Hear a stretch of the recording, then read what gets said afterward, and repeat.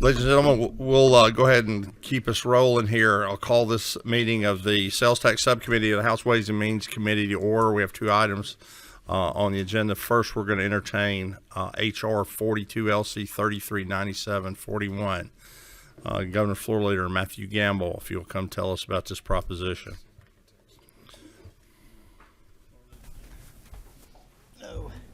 Well, thank you, Mr. Chairman. It's good to be with you this afternoon. And we've been down this path before. House Resolution 42 that I bring on behalf of the governor today will simply ratify the governor's temporary suspension of the collection of motor fuel and diesel fuel taxes in response to his three executive orders in October of 2024 declaring a state of emergency for Hurricane Helene. Because of the suspension, the General Assembly was not in session, and so in order for us to convene, we need to ratify what has already been done through executive order, which is a requirement of the law. This saved Georgians between $140 to $160 million, and just like in previous resolutions, again, we simply just need to ratify the governor's suspension of the motor fuel and diesel fuel taxes. This decision by him was done in consultation with the leadership of the General Assembly, which he has on all of the suspensions done that, and it's allowed the opportunity to help lessen the burden of horrific natural disaster during the time of Hurricane Helene. So that in essence is what House Resolution 42 seeks to do, and I'm happy to entertain any questions that you may have about this.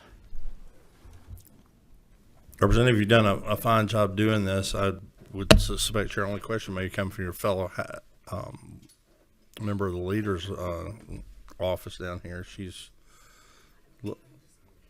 well, so we were going to give you some latitude, Representative Hong. I don't see any questions. Are there any questions of the gentleman? This is also one of those items we'll carry over for a second hearing, but if there are any questions of the subcommittee members, I would ask you to get with Representative Gamble, and we'll try to be in a posture with Chairman Blackman's concurrence to move forward when we next see you. Thank you very much. Moving on, and next do we have Chairman Camp here? I just texted her. I don't know. We're gonna stand at ease for just a moment here while we wait on the author of our next measure. That is House Bill 134. Not that those items we would have certainly taken public testimony. I would have taken on that, and I failed to ask. But if there are folks that would like to testify on HB 134, I don't know if there's a sheet's been put out or not. Do we have a sheet out?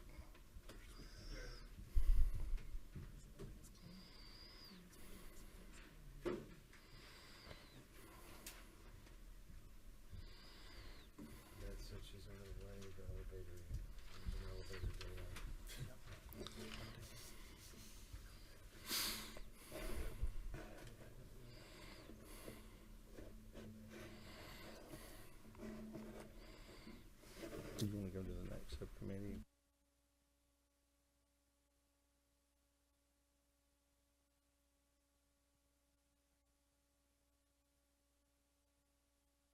HB 134.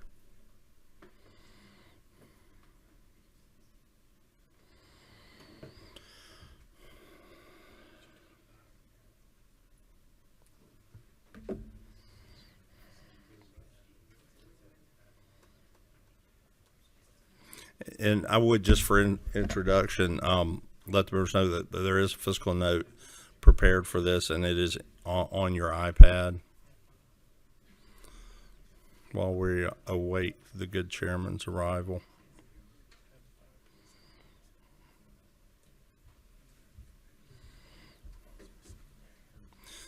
And just finishing up, I'm sorry, she's here now. Chairman Camp, we're happy to wait on. We've only been at ease for a moment. We'll come back to order now, ladies and gentlemen, if we can. We have House Bill 134. Chairman Camp, I'm working off LC 500980. Is that what you have? Yes. Thank you, Mr. Chairman. That is the bill that I'm working from too. Tell us That was- about your proposition. All right, wonderful. This is a bill that was heard last year as well, and it has to do with manufactured homes. Right now, manufactured homes are taxed with sales tax the same way a tube of toothpaste or any other good is. And if you buy a stick-built home, you're not paying sales tax on the labor. And so what this bill does is this modifies how we tax manufactured homes. So it puts them at 60% of their sticker value, basically, is what they're being taxed on, saying that 40% is labor. This creates some level of parity between a manufactured home and how a stick-built home is taxed. And that's pretty much it, and I'm open for any questions. I'm sorry, you have one. Who is 24 down there? Chairman Williamson.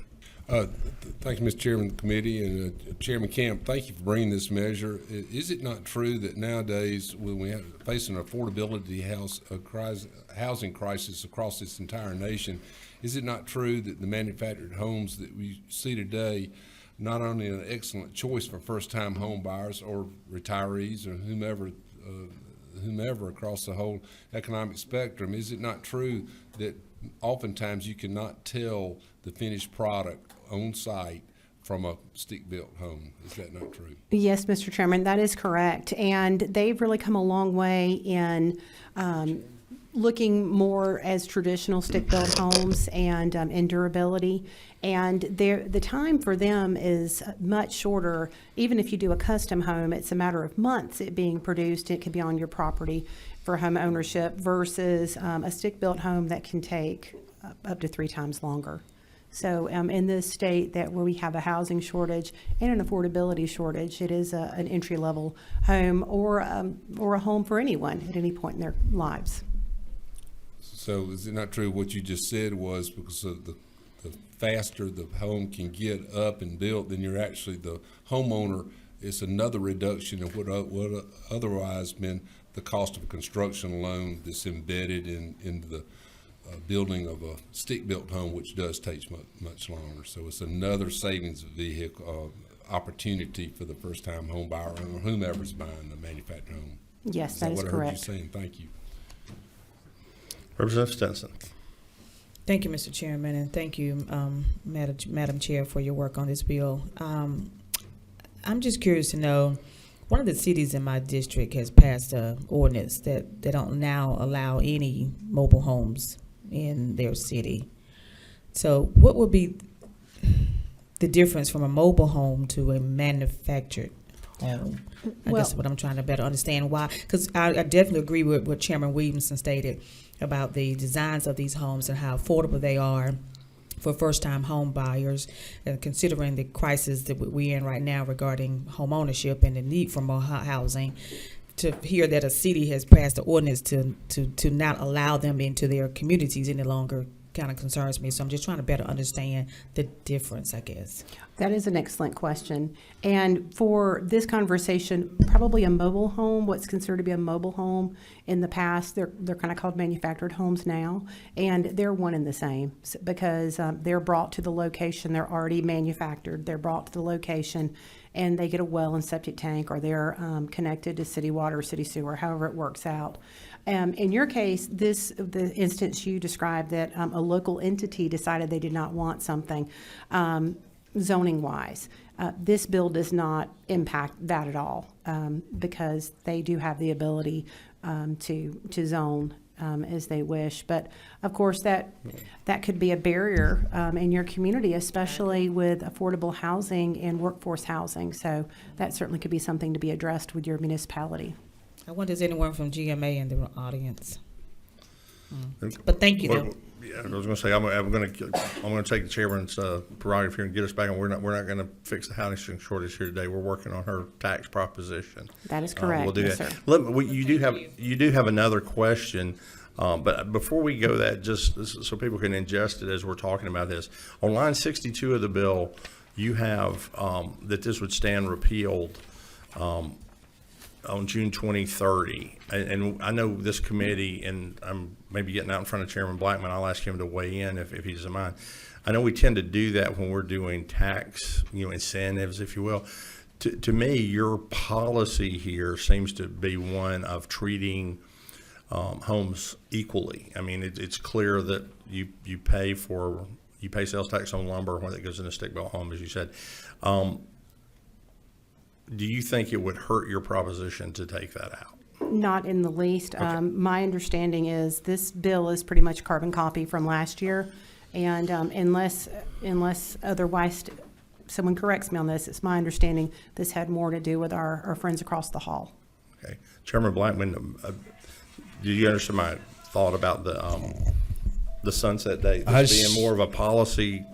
Yeah, I think the chairman brings a good Correction. point, and I think it would be up to the will of the committee and the desire of the author of the bill as to whether or not this is a policy that we set moving forward, in which case, a sunset may not really make sense. But again, I think the chairman brings up a good point. And I have no opposition to a friendly amendment regarding that. And if the will of the committee is for this to pass, and then the whole committee in the House, then we'll let our friends across the hall deal with it. We'll certainly have a minute to Yes, we do. look at it, since with our first hearing policy, and so we can take that up at our next meeting if that is the consensus. Thank you. Thank you.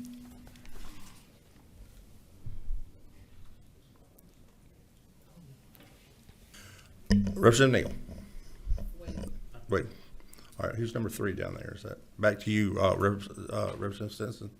Did you press your button again, or did I just didn't turn you off from before? Yes, ma'am. Thank you very much. Are there any other questions? We have before us HB 134 LC 500980. Any questions? If not, we have one speaker on the bill. Chairman Kemp, you can just stay seated. We'll ask Mr. Handel to speak from the podium mic. Mr. Dante Handel, ACCG. Thank you very much, Chairman Martin, Chairman Blackman, members of the committee. So few comments for y'all. So ACCG is opposed to House Bill 134 for several reasons. Local governments lose sales tax revenue in 3 different ways on this bill as it's currently written. So we lose sales tax on manufactured homes not converted to real property by filing that certificate of permanent location. We're also, for those converted to real property, losing sales tax revenue on how that exemption is calculated, and then for subsequent sales after that initial sale, we're losing all local sales tax revenue on those manufactured homes, and so is the state. In addition, I'd add that manufactured homes do not appreciate like stick-built homes, if they appreciate at all, whereas the local governments are able to make up some of that loss on the stick-built homes. I don't think that we're able to do that through property tax on those manufactured homes. Be glad to take any questions. I do have a question for you. Am I right in that you would collect the same tax should a manufactured home go through resale now that you would if it was part of real property? Would be the same tax it would be on a stick-built home, right? Whatever intangibles that went along with passing the deed and so forth, right? So I'm specifically talking about sales tax on it. As am I.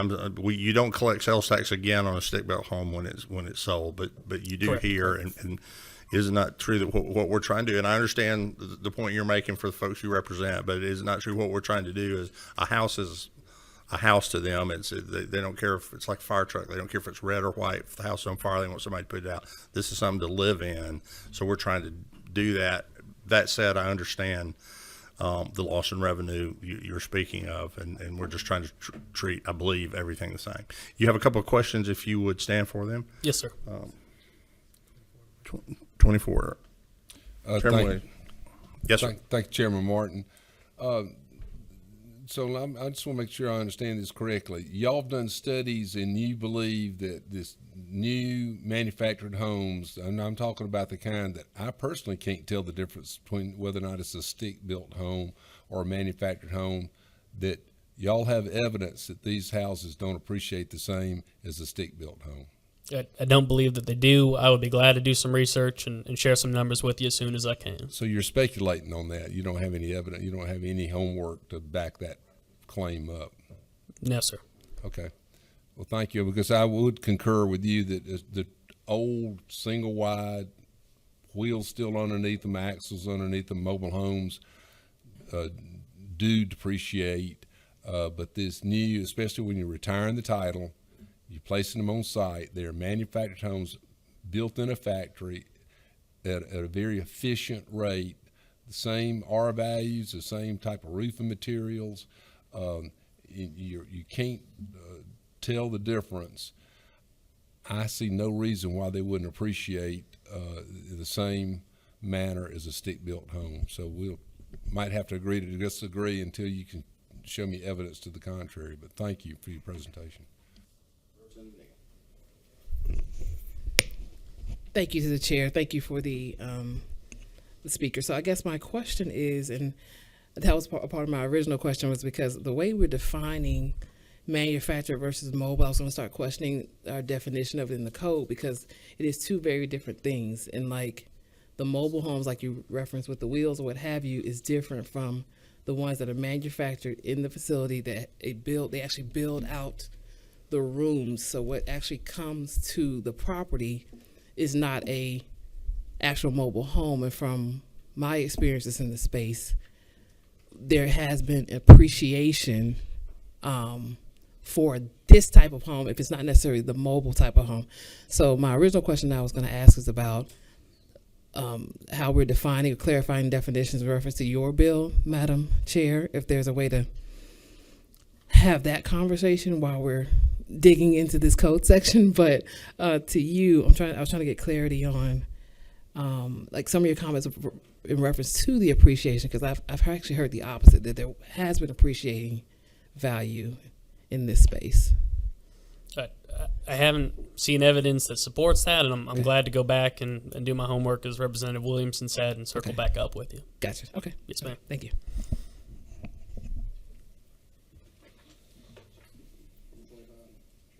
Yes, sir. Just, you know, I'm looking at workforce housing issues, and we've got some real problems all over the state. And if we truly are going to be the 5th most populated state in the country, in what seems like a New York minute, isn't it true that I don't know how we're going to get to the workforce housing solution without these things being somehow in parity with the stick-built house? But that's in the form of a question, and you don't even have to answer. I'll just throw it out as a question. If you'd like to answer, that's fine. I don't see a solution without moving in this direction. Thank you, Chairman Stevens. If I may, just because the definition on line 47 reads means a manufactured home as defined in Code Section 8-2-131. I'm not going to read the whole definition, but as it starts in here, the manufactured home means a structure transportable in one or more sections, which in traveling mode is 8 body feet or more wide, or 40 body feet or more in length. So it is what has traditionally been probably referred to in our vernacular as a mobile home. This encompasses those things. And as Chairman Williamson says, I believe they do exist in two forms. One, if I tend to strap it down and surrender the title, i.e. it goes with the land now, and another opposite. But that is the standard definition that's been in Georgia code. And what you're doing, Chairman Camp, is you're seeking to not charge sales tax on the labor component of that. So any further questions regarding, again, this is the first hearing on this, so we can get down to if there would be a sunset date or not, or deal with some more of Mr. Handel's question as we move forward. Any further questions? Okay, thank you, Mr. Handel. Thank you very much for your time. That concludes our testimony. Chairman Camp, did you have anything else to spread before the body before we'll move on and hold you for a second hearing, as we are all items today?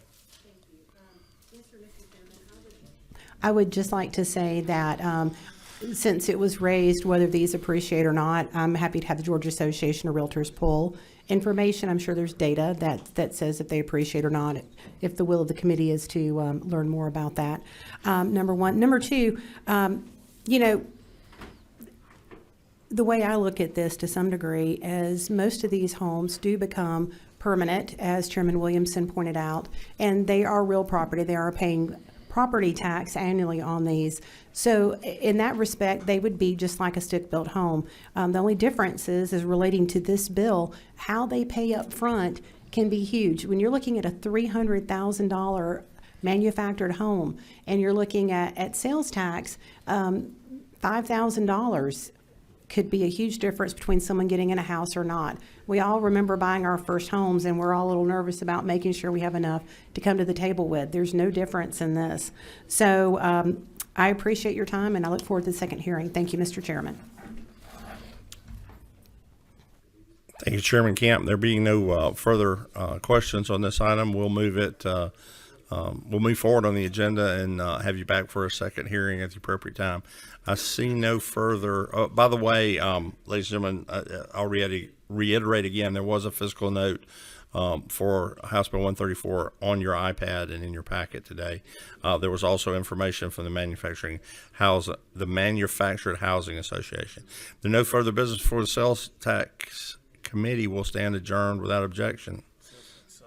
Sales Tax Subcommittee. Chief's taking care of you, Chairman Blackman.